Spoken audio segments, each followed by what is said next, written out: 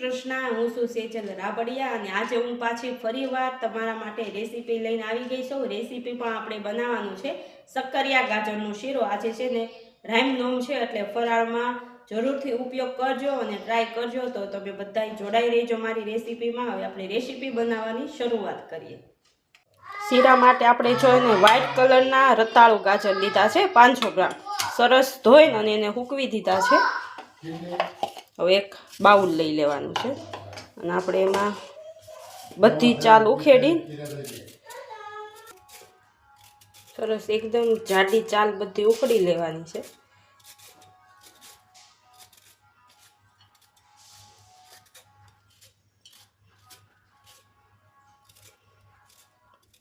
આખું શક્કરિયું આપણે સાલ ઉખેડી અને સરસ સાફ કરી દેવાનું છે।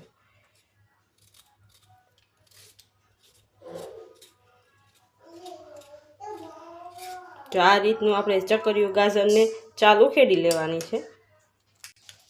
તો ચાલ ઉખેડી અને આપણે રેડી કરી દીધા છે બધા ચક્કરિયા। હવે આપણે એને ઝીણા ફોડવામાં કટિંગ કરી લેવાનું। તો આ રીતના આછા અને ઝીણા ફોડવા કરવાના। આવા નાના નાના।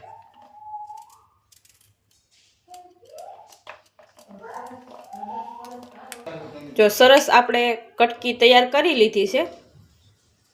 જો આખું બાઉલ ભરી અને કટકી તૈયાર થઈ ગઈ છે। હવે આપણે શીરો બનાવવાની શરૂઆત કરીએ।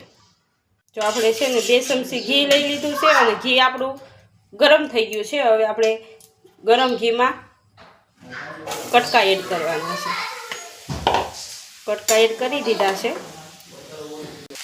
જો ઘી આખામાં ફેલાઈ જાય એ રીતનું આપણે મિક્સ કરવાનું છે। અને આપણે છે ને ધીમાઈથી બે બાજુ ફેરવતું જવાનું છે એટલે આપણા જે કટિંગ કરેલા ફોડવા છે ને એ નીચે ન બેસી જાય। જેમ જેમ આપણું ઘીમાં કટકા ગળતા જશે ને એમ એનો કલર પણ ચેન્જ થતો જશે।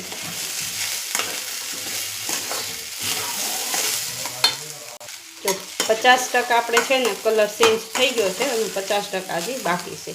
તો જે વ્હાઈટ ફોડવા દેખાય ને એમાં જે આપણે ઘી સેડું નથી અને જે બ્રાઉન થઈ ગયા છે એમાં આપણે ઘી ચડી ગયું છે। મિક્સ કરતા રહેશું ને એમ છે ને આપણે કટકા ગળતા જશે।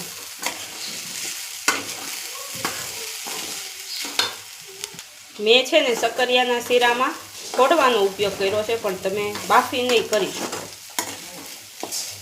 અલગ અલગ રીત હોય, 2 રીત હોય, તમને જે રીત અનુકૂળ આવે એ રીતથી કરવાનું પણ હું આ રીત અજમાવું। આપણે ઘીમાં શેકીને તો બહુ મસ્ત આપણે શીરો થાય।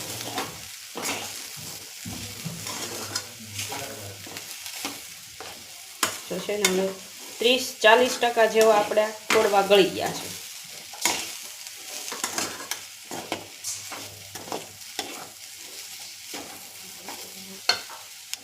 તો આપણા ફોડવા છે ને ગળી અને એકદમ સરસ તૈયાર થઈ ગયા છે। હવે એમાં આપણે જો મેં ઠંડુ દૂધ લીધું છે, ઠંડુ દૂધ એડ કરવાનું છે।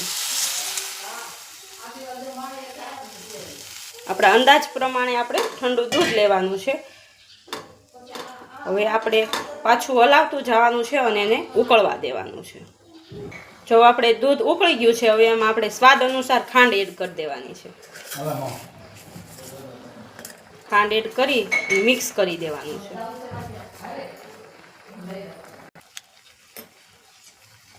તો આપણે દૂધ છે ને આયા લગન હતું બધું જ દૂધ ગળી અને ફોડવામાં મિક્સ થઈ ગયું છે અને આપણા ફોડવાય સરસ રીતે ગળી ગયા છે।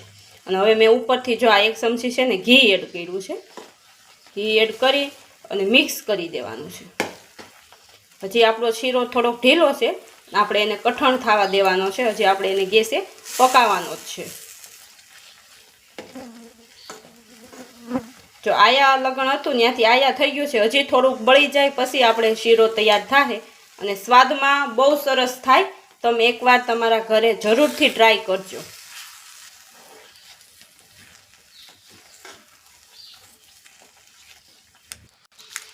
હવે આપણે છે ને મિક્સ કરવાની છે ને ઝડપ રાખવાની છે, નકર છે ને નીચે જો આ રીતનું બેસી જાય। હવે આપણે છે ને 1 સેકન્ડ વારે હલાવવાનું બંધ નથી કરવાનું. જેમ આપણો તાવીથો ફળશે ને એમ જ આપણે શીરો ગળતો જશે.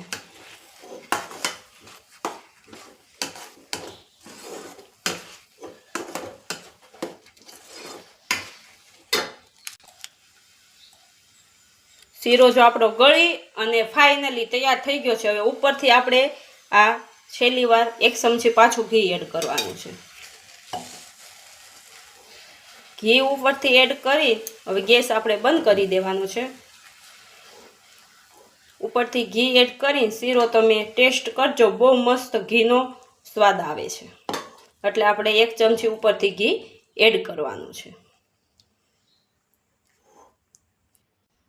આપણે જો એક નાની ડીશ લઈ લીધી છે અને એમાં આપણે આપણો બધો જ શીરો છે ને એડ કરી દેવાનો છે.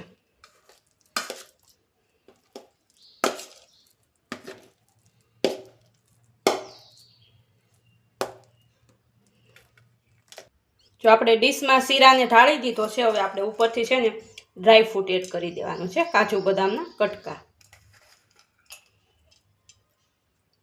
ડીશ બનાવી અને તૈયાર કરી દેવાની છે.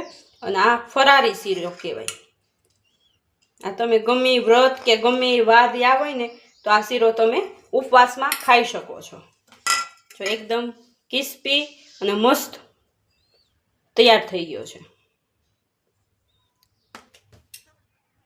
જે રીતે આપણે સૂજીના શીરામાં ઢેફલી પડે ને એ રીતે આમાં પણ ઢેફલી પડે. જો સરસ રીતે આપણે પકાવ્યા હોય ને તો જો આપણે આમાં હાથમાં પણ નથી ચોટતો. એકદમ સરળ રીતે આપણે શીરો બનાવ્યો છે. અને મારા શીરાની રેસીપી કોને કોને ગમી ને એ કોમેન્ટમાં તો મને જરૂરથી જણાવજો.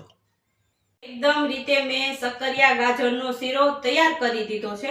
અને મારા શીરાની રેસીપી તમને કેવી લાગી મને કોમેન્ટમાં જરૂર જણાવજો. અને એકવાર આ શીરો બનાવી અને તમે ટેસ્ટ પણ એનો અનુભવજો, કેવો ટેસ્ટ લાગે છે.